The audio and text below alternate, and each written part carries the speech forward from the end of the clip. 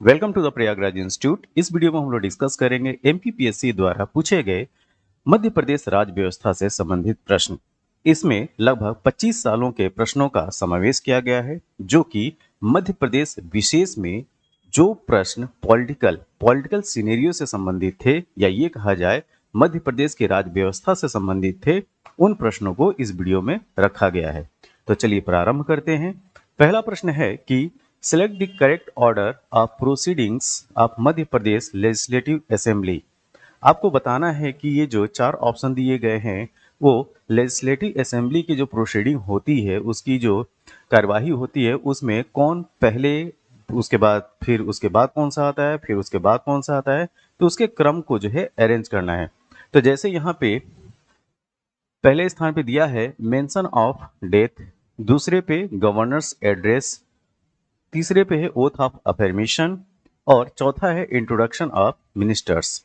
तो इनको जो है क्रोनोलॉजिकल ऑर्डर में अरेंज करना है कि लेजिस्लेटिव असेंबली की जो प्रोसीडिंग होती है, तो इसमें सबसे पहले क्या आता है, फिर उसके बाद क्या आता है, फिर उसके बाद क्या आता है। ठीक है, तो देखिए सबसे पहले होता है ओथ ऑफ अफर्मेशन। ठीक है, तो सबसे पहले ओथ ऑफ अफर्मेशन आता है। तो यहाँ पे जो 3 होगा वो पहले आएगा। ओथ ऑफ अफर्मेशन के बाद गवर्नर्स एड्रेस आता है, तो 3 के बाद दूसरा आ गया यहाँ पे।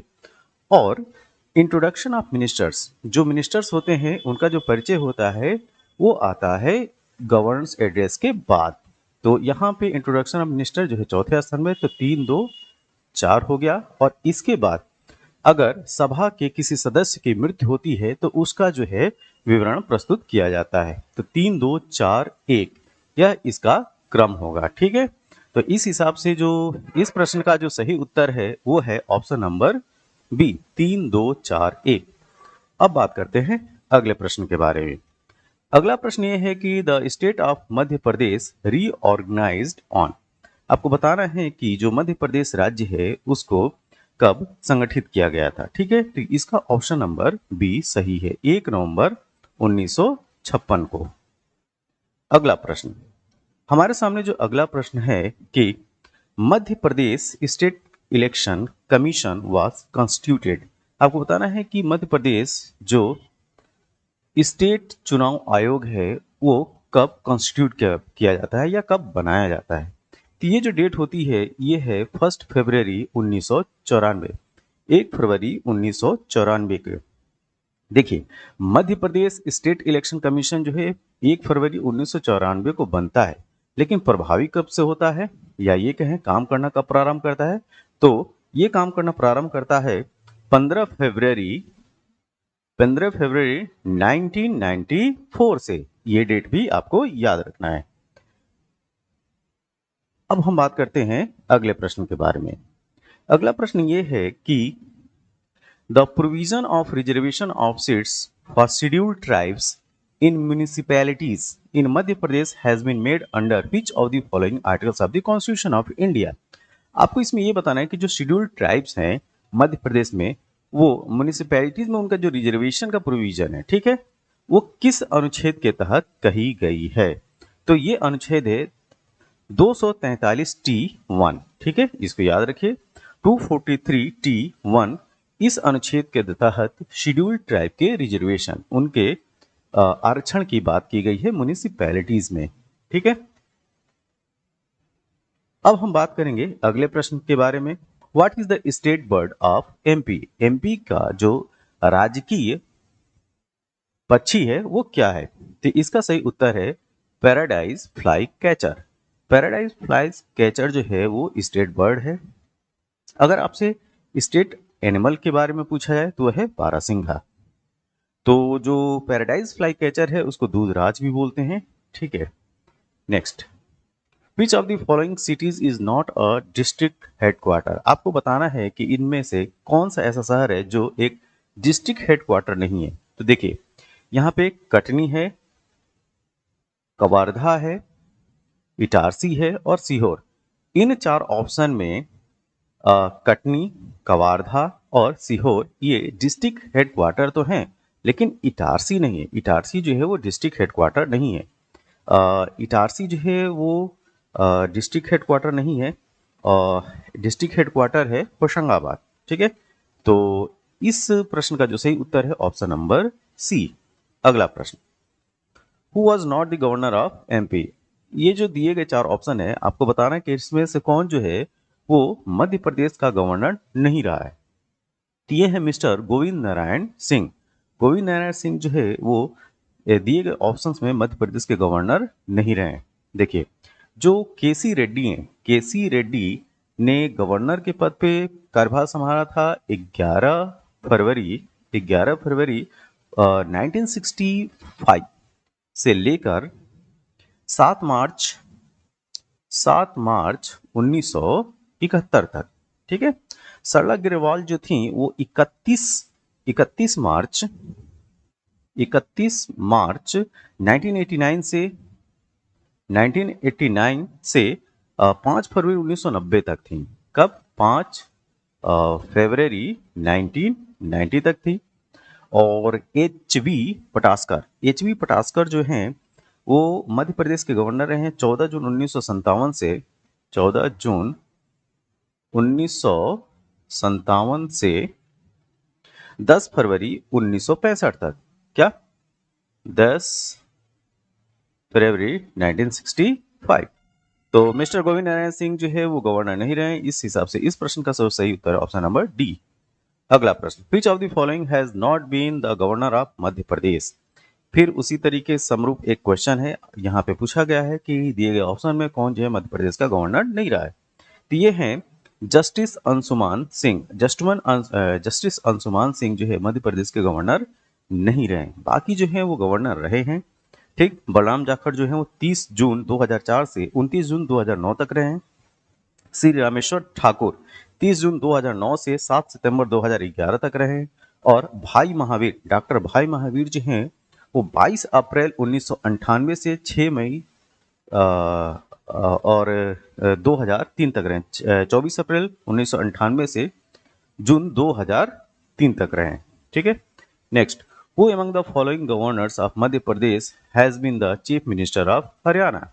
आपको बताना है कि मध्य प्रदेश का वह कौन गवर्नर था जो कि हरियाणा के चीफ मिनिस्टर भी रहे हैं।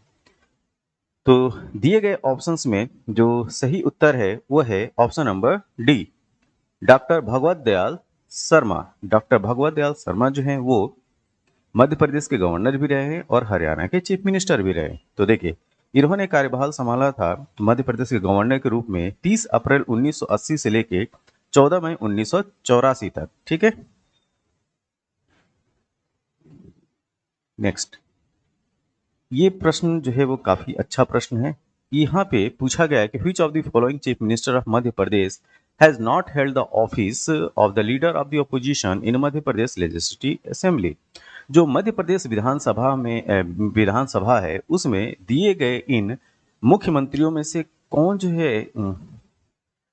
जो है ऑपोजिशन का लीडर कभी भी नहीं रहा। ठीक है, फिर से इस प्रश्न को देखिए, विच of the following chief minister of Madhya Pradesh have not held the office of the leader of the opposition in Madhya Pradesh legislative assembly. तो ये जो है ये सारे के सारे जो है वो मुख्यमंत्री रह चुके हैं, लेकिन आपसे पूछा गया है कि कौन जो है कभी भी लीडर ऑफ ऑपोजिशन नहीं रहा। ठीक है, तो इस प्रश्न का जो सही उत्तर है ऑप्शन नंबर एक और दो, दिग्विजय सिंह और मोतीलाल वोरा। दिग्विजय सिंह और मोतीलाल वोरा जो है वो मध्य प्रदेश के चीफ मिनिस्टर रहे लेकिन लीडर ऑफ अपोजिशन नहीं रहे। ठीक है, next, who was the first women chief minister of Madhya Pradesh. आपको बताना है कि मध्य प्रदेश की महिला मुख्यमंत्री, पहली महिला मुख्यमंत्री का क्या नाम है। तो ये है उमा भारती, पहली भी हैं और अभी तक इनके अलावा कोई भी महिला जो है मध्य प्रदेश की मुख्यमंत्री नहीं बनी है। अच्छा, इनका कार्यकाल देख लेते हैं कि ये कब से कब तक जो है मध्य प्रदेश की मुख्यमंत्री का कार्यभार उन्होंने संभाला था। तो इन्होंने 8 दिसंबर, ध्यान दीजिएगा, 8 8 दिसंबर 2003 से 8 दिसंबर 2003 से लेकर 23 अगस्त 2004 तक रहे। ठीक है, 23 अगस्त 2004 तक इन्होंने कार्यभार संभाला। Next, who become the chief minister of Madhya Pradesh after Virendra Kumar Sakalecha. इस तरह से भी प्रश्न पूछे जाते हैं कि इनके बाद कौन सा मिनिस्टर बना, तो ये ध्यान रखिएगा। देखिए, तो इस प्रश्न का जो सही उत्तर है option number B, Sunderlal Patwa. देखिए, वीरेंद्र कुमार सकलेचा के बाद मध्य प्रदेश के जो मुख्यमंत्री बनते हैं वो बनते हैं सुंदरलाल पटवा। अब इन लोगों का जो है वो कार्यकाल देख लेते हैं। जो वीरेंद्र कुमार सकलेचा मध्य प्रदेश के मुख्यमंत्री का कार्यभार जो संभालते हैं वो 18 जनवरी 1978 से लेके 19 जनवरी 1980 तक रहते हैं। उसके बाद सुंदरलाल पटवा बनते हैं। सुंदरलाल पटवा का जो कार्यकाल होता है 20 जुलाई 1980 से 20 जुलाई 1980 से लेकर 17 फरवरी 1980 तक रहता है। ठीक है, तो ये जो है सुंदरलाल पटवा का कार्यकाल है as a chief minister of Madhya Pradesh. Next, who among the following was not the chief minister of Madhya Pradesh. आपको बताना है कि इनमें से कौन जो है मध्य प्रदेश का मुख्यमंत्री नहीं रहा। तो ये है option number C, Shri VC Shukla जो है वो मध्य प्रदेश के मुख्यमंत्री नहीं रहे। अच्छा, एक चीज आप लोग ने ऑब्जर्व किया होगा कि मुख्यमंत्रियों के लिस्ट से जो है क्वेश्चन वो पूछे जा रहे हैं। ये पिछले सालों का ट्रेंड भी रहा है और अभी भी जो है मुख्यमंत्रियों के क्रम से जो है प्रश्न पूछे जाते हैं। तो आप लोग जो है मुख्यमंत्रियों का क्रम जो है वो जरूर याद रखिए। Next, who are the chief ministers of MP on 1 November 2000 at the time of division of state. जैसा कि हम जानते हैं कि मध्य प्रदेश का जो है विभाजन हुआ था 2000 में और मध्य प्रदेश से निकलकर एक नया राज्य बना था छत्तीसगढ़। तो ये उसी समय की बात की जा रही है कि उस समय मध्य प्रदेश का मुख्यमंत्री कौन था। तो उस समय जो मध्य प्रदेश के मुख्यमंत्री थे वो थे दिग्विजय सिंह। ठीक है, उस समय मध्य प्रदेश के मुख्यमंत्री थे Digvijay Singh. Option number B. ठीक, अगला प्रश्न, who among the following has not been the acting governor of Madhya Pradesh. आपको बताना है कि इसमें से कौन जो है वो मध्य प्रदेश का एक्टिंग गवर्नर नहीं था। तो इसका सही उत्तर है option number C, justice GD Dikshit. इसके अलावा जितने भी हैं सब जो है वो एक्टिंग गवर्नर मध्य प्रदेश के रहे हैं। तो ऑप्शन नंबर सी याद रखिएगा। Next, who among the following chief justice of Madhya Pradesh high court has not been the जज एट सुप्रीम कोर्ट। आपको बताना है कि इसमें से मध्य प्रदेश का वह कौन मुख्य न्यायाधीश था, मध्य प्रदेश हाई कोर्ट का वह कौन सा मुख्य न्यायाधीश था जो सुप्रीम कोर्ट का कभी जज नहीं रहा। ठीक है, तो इस प्रश्न के अनुसार जो दिए गए ऑप्शंस हैं उसमें जो सही उत्तर है option number C, justice S K Jha. S K Jha जो है वो चीफ जस्टिस तो मध्य प्रदेश हाई कोर्ट के रहे हैं लेकिन कभी वो सुप्रीम कोर्ट के जज नहीं रहे। बाकी की जो है वो chief justice of Madhya Pradesh high court रहे हैं। ठीक है, और इसके साथ में वो सब सुप्रीम कोर्ट के जज भी रहे। लेकिन ऑप्शन नंबर जो सी है जस्टिस एस के झा, ये chief justice of Madhya Pradesh high court रहे हैं लेकिन ये सुप्रीम कोर्ट के जज नहीं रहे। Next, which of the following has not been the commissioner of the Madhya Pradesh state election commission. आपको दिए गए ऑप्शन में बताना है कि जो मध्य प्रदेश राज्य चुनाव आयोग है उसका कमिश्नर नहीं रहे। ठीक है, तो इस प्रश्न का सही उत्तर है option number D, Shri Avani Vaishya. Shri Avani Vaishya जो है वो Madhya Pradesh state election commissioner के कभी भी कमिश्नर नहीं रहे। बाकी जो हैं 3 ऑप्शन वो कमिश्नर रह चुके हैं। और इसके अलावा कुछ नाम और जान लीजिए। जो सबसे पहले स्टेट इलेक्शन कमिश्नर थे मध्य प्रदेश के वो थे एनबी लोहानी, जिन्होंने 15 फरवरी 1994 से 16 फरवरी 2000 तक कार्यकाल संभाला।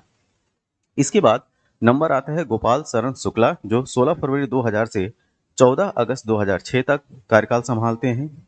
आदित्य विजय सिंह उसके बाद आते हैं जो कि 14 अगस्त 2006 से 10 दिसंबर 2010 तक रहते हैं।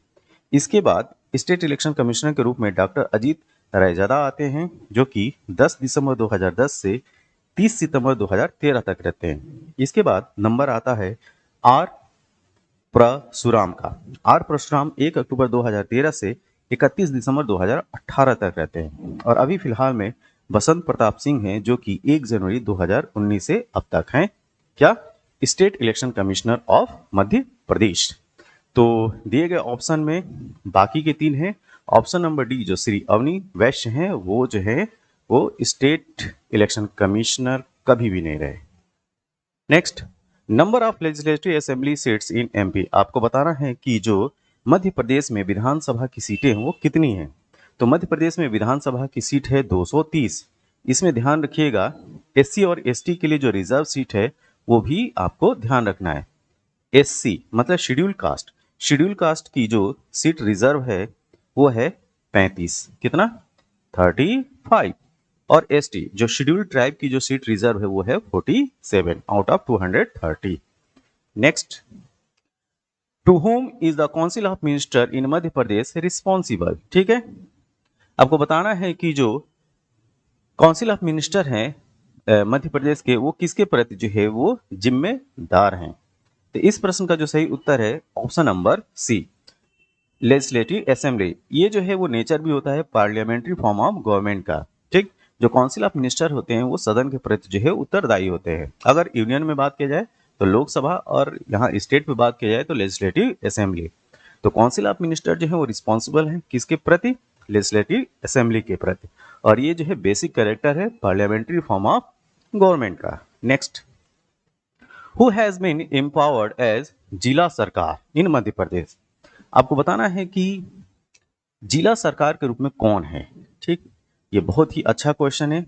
इस प्रश्न का जो सही उत्तर है डिस्ट्रिक्ट प्लानिंग कमेटी। कौन? District planning committee, option number B.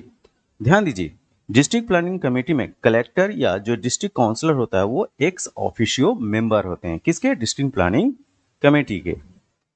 ध्यान से देखिए, डिस्ट्रिक्ट प्लानिंग कमेटी के जो एक्स ऑफिशियो मेंबर होते हैं वो कलेक्टर होता है और डिस्ट्रिक्ट काउंसलर होते हैं। Next, in which year was Madhya Pradesh जिला योजना समिति अधिनियम पास्ड। ठीक है, आपको बताना है कि जिला योजना समिति अधिनियम जो है वो किस वर्ष पास हुआ। तो ये पास होता है 1995 में। तो 19 मई 1995 को जिला योजना समिति अधिनियम पास होता है। तो इसको हम याद रखेंगे। और एक चीज और ध्यान रखना है, जो डिस्ट्रिक्ट प्लानिंग कमेटी जो कॉन्स्टिट्यूट की जाती है वो आर्टिकल, ध्यान दीजिएगा, आर्टिकल 243 जेड के तहत। ठीक है, तो मध्य प्रदेश जिला योजना समिति अधिनियम is an act to constitute district planning committee for the purpose of article 243 ZD of the constitution of India. ठीक है, next, under which provision the Madhya Pradesh public service commission has been constituted. आपको बताना है कि जो एमपीपीएससी है वो किस प्रोविजन के तहत जो है वो कॉन्स्टिट्यूट की गई है, किसके तहत वो बनाई गई है। तो ये बहुत ही अच्छा क्वेश्चन है। इसका जो सही उत्तर है ऑप्शन नंबर बी। देखिए, जो स्टेट रीऑर्गेनाइजेशन एक्ट 1956 है उसका जो सेक्शन 118 का जो सब सेक्शन है 3, उसके तहत इसको जो है कॉन्स्टिट्यूट किया गया है, उसके तहत ये बनाया गया है। फिर से देखिए, स्टेट रीऑर्गेनाइजेशन एक्ट 1956 का सेक्शन 118(3). ठीक, तो स्टेट रीऑर्गेनाइजेशन एक्ट 1956 का सेक्शन 118 का सब सेक्शन 3 के तहत एमपीपीएससी को कॉन्स्टिट्यूट किया गया है। ठीक है, अच्छा, अगर आपसे आर्टिकल की बात की जाए तो अनुच्छेद, संविधान में जो अनुच्छेद है कमीशन के लिए, पीएससी स्टेट कमीशन को कॉन्स्टिट्यूट करने के लिए, तो वो बात की गई है 315 में। अनुच्छेद 315 को भी आपको याद रखना है। ठीक है, तो यहाँ पे दो चीज याद रखिए, स्टेट रीऑर्गेनाइजेशन एक्ट 1956 के सेक्शन 118 के सब सेक्शन 3 के तहत जो है एमपीपीएससी को कॉन्स्टिट्यूट किया गया है। अगर कॉन्स्टिट्यूशनल प्रोविजन की बात किया जाए तो यह पावर मिलती है आर्टिकल 315 के तहत।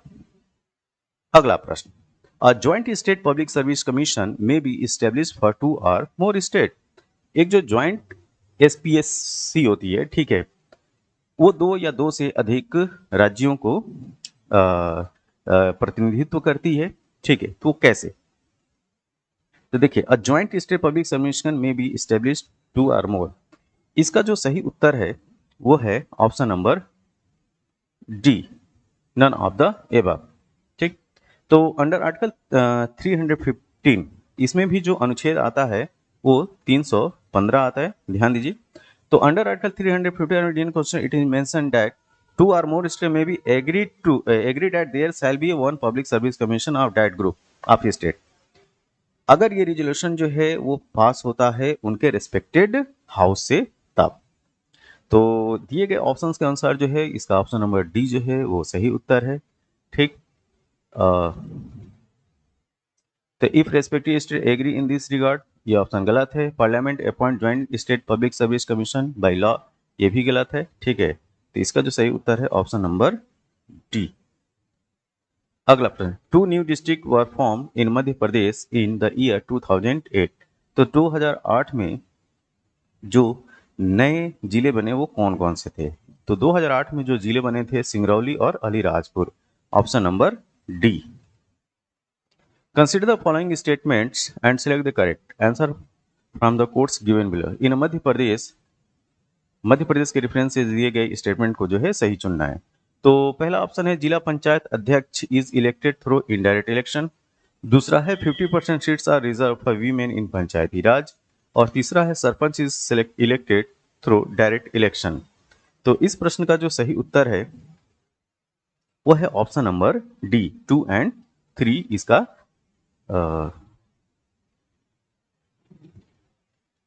ऑप्शन नंबर डी में 2 एंड 3, तो ये सही है। 50% seats are reserve for the women panchayati raj. और तीसरा जो ऑप्शन है sarpanch elected through direct election.